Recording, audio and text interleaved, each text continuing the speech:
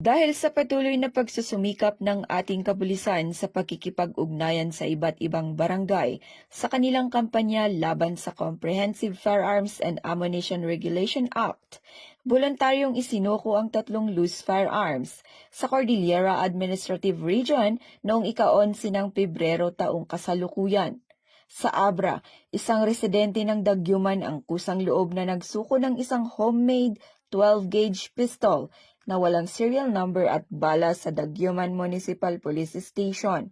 Sa Apayao naman, isang homemade 12-gauge shotgun na walang markings at bala ang kusang loob na isinuko sa Pudtol Municipal Police Station.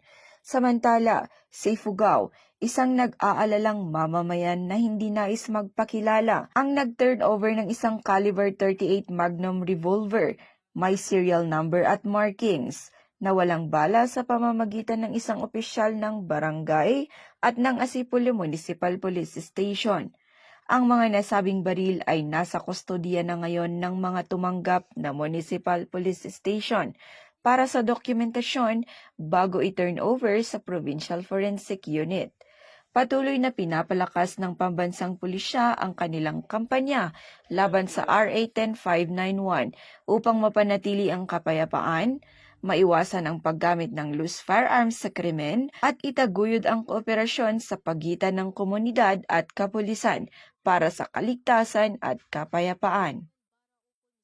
Mula dito sa rehiyon ng Cordillera, ako ang inyong PNN correspondent, Patrolwoman Jezebel Moyaw, alagad ng batas, tagataguyod ng Balitang Pulis.